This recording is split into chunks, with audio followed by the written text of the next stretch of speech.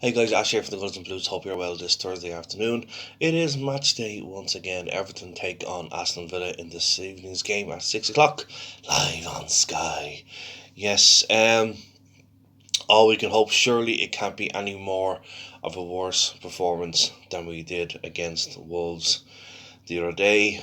Um, on paper and, over the recent years, we said the same thing, that we've beaten Wolves over the years. We've beaten Southampton over the years, home and away. It's obviously things have changed. We are not in a stable condition in midfield that we can control a game.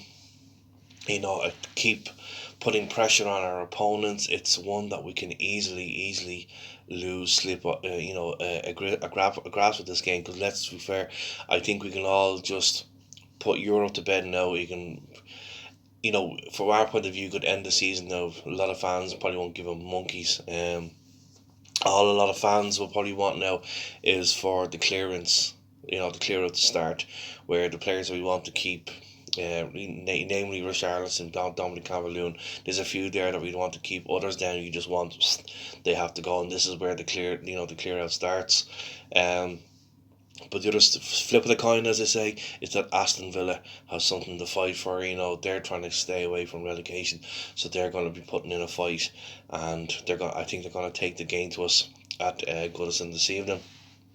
Uh, where do you go with a starting lineup? It's really difficult. Nobody's really putting the shift in, bar, if you want to be perfectly honest, Anthony Gordon. I don't think he was best pleased the other day when he was taken. He was a substitute. He's the only one that's given us some sort of an outlet, and for whatever reason, the other players are not reading what he wants to do, how he wants to take us forward, and then Tom Davies just doesn't see anything that he's moving. He's not willing to make any spaces to help the team get forward. So it's no, especially with the lad who's had to coming on and getting great reviews. That the fans are being congratulating him on Twitter and saying how well he's done on getting into the team, wanting him to stay there. So you feel sorry for the lad, because now I suppose deep down he's feeling that he's not getting the assistance that he needs. You obviously saw then after the Wolves game, Seamus Coleman really tore not just into himself but into the squad, saying that this manager is not going to put up with this SH1T any longer. So we have to hope there's going to be some sort of maybe a rallying call to go forward in today's game. I think we really need to see something like a convincing, not just a 1-0 or a 2-1. It's like a 3 or a 4-0 kind of victory. That's what we really need. Yeah, so I can't really, I haven't had much time to think about a starting lineup. After that mess that it really annoyed me the other day with Jordan Pickford and his laughing after that horror mistake, I would personally now take him out and bring in Losel. That's just me. Other people might disagree, but that's a change I would definitely make, because this guy needs to be told, you're not a guaranteed number one. If he's not careful, I think one of the commentators mentioned it the other day, that his other English keepers are breathing behind him, breathing up his backside, as they say, and he could easily lose the England number one shirt if he's not careful. So he needs to be caught. And we can all make mistakes in football games, but players that make mistakes, they put their hands on and they go, oh my god, oh, what did I do? But they don't go and lie on the ground, stick their tongue out and laugh about it. So that's definitely one change. I think once the restart happened, and Seamus Coleman did give us one or two kind of very good performances, but maybe it's time to give Sidibe a start. I'm a huge 60 grand fan, but I think it's time to give him a start. Maybe give Leighton Baines a start. I don't think it worked the other day with that formation with Baines and Luca Dean on the left hand side. I just don't think it was working. So maybe take Luca. I think Luca got the fifth yellow card, so he's probably actually suspended for this game. But definitely maybe give Leighton Baines a chance. Poor Iwobi. I like Iwobi, but I think he needs to come out as well. He doesn't start a game. We'll have to see if Theo Walcott is still fully fit to start the game. That he doesn't have a recurrence of any, didn't pick up any knocks or anything. And then obviously going forward, I think it's a case of Richarlison and Dominic Calvert-Lewin again. Midfield, what can you do? Andre Gomez and Mason Holgate hopefully will be fit. Um, we've had a hit Mason Holgate playing midfield before. So if Holgate is fit, why not put Holgate with Andre Gomez in midfield and have Keane and Mina? That's now obviously Mina went off obviously the other day, so I don't know whether he's fit. But if they're fit, maybe let's change that up a bit because he had a couple of games where Holgate played midfield and he did particularly well.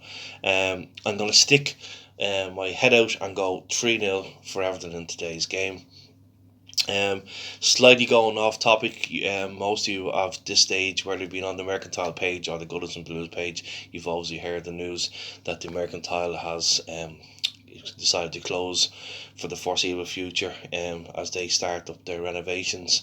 Obviously, the COVID pandemic has, I suppose, in one sense for them, has pushed them forward and decided, okay, while we're closed, let's go and get their work done to whatever they plan to do regards to the hotel and the bar itself. But yes, but so it remains to see what the next step is for the Goodison Blues into their venue. But needless to say, you can be assured the committee will be, if not already, be on the lookout or have ideas in mind to take the supporters club forward into the next venue. And from my personal point of view, since I've walked into the Mercantile and was introduced into the club and signed up, it's been a great time for me the number of years I've been there and plan to be there for the next number of years again. So keep your fingers or keep your eyes open or your ears to the ground, guys, on the social media pages and the platforms. The committee will, as soon as everything is back to normal and the bars are opened up and the venues are opened up and we can get our members back in together, because we all want to beat up, we all want to, and the sooner that happens, of course, the better. Obviously, the news wasn't well received by a lot of places yesterday that the pubs are going to be deferred back to August the 9th. On a personal note, I knew that was going to happen. From the point of view that a certain small amount of publicans just couldn't stick to the guidelines. They allowed the flouncing of the rules to happen, and then the bane, in my view personally, are the pubs who were already closed. They weren't serving food, but during this pandemic, they decided to cash in and do takeaway pints and cocktails. And in one sense, yes, you say, okay, yeah, they had to make their money, but the problem was it was never going to be able to be contained in a proper way, and because of that, they have now created this on street partying, which means that even if people don't go to the bars and get these cocktails and their pints, what's happening is now they're going into the normal takeaway places and picking up the drinks and joining in with them. So they've created this because, like, at the end of the day, it's always been illegal. You can't have open containers on the streets. But because the pubs were closed and there might have been small groups at the time, it was kind of turned a blind eye to it. But now we are paying the price in the sense of, on the 20th of July, places would open up, the 105 minute rule would have gone, social distance would have been obviously still there, but we may have been able to meet up. Whether, if the Mercantile was open or not, we could have met up, even as a group, just to see each other and say, hey guys, what's the story? Have a kind of an end of season meet up, a bit of grub, a few drinks, and then to say good luck and we'll see you for next season. That's all gone out the window now. I think some members might even want to come out for the foreseeable future. So obviously that's been knocked on the head, and obviously Leo Varadkar mentioned this afternoon, because obviously our good old buddy Healy Ray is really annoyed in the fact that the pubs aren't open. Won't open on the Monday, and Leo Varadkar's made it clear that if these numbers keep going up in the way that they are, the pubs may not open on the 10th, and that means then if those pubs don't open on the 10th, will the restaurant side of things, as in the restaurant bars, will they all have to close up? It remains to be seen. Anyway, we'll end it on a higher note, guys. I'm going to go back on to today's game. Just while I've been rambling away, I'm going to go with Lowson in goal, Sidibe, on one side, Leighton Baines on the other. If Mina is fit, Mina and Keane in the centre of defence. In the centre of midfield, Holgate and Andre Gomez. On the left hand side, Bernard. Right hand side, Theo Walcott. And up front, Richarlison and Dominic Calvert-Lewin. I'm going for a 3-0. I'm going to go with Theo. If Walcott plays, Theo Walcott with the first goal. And Richarlison with a brace. There you go. Let's see if the luck holds out for the Blues tonight. So we will talk to you later. Cheerio, guys, and enjoy the game.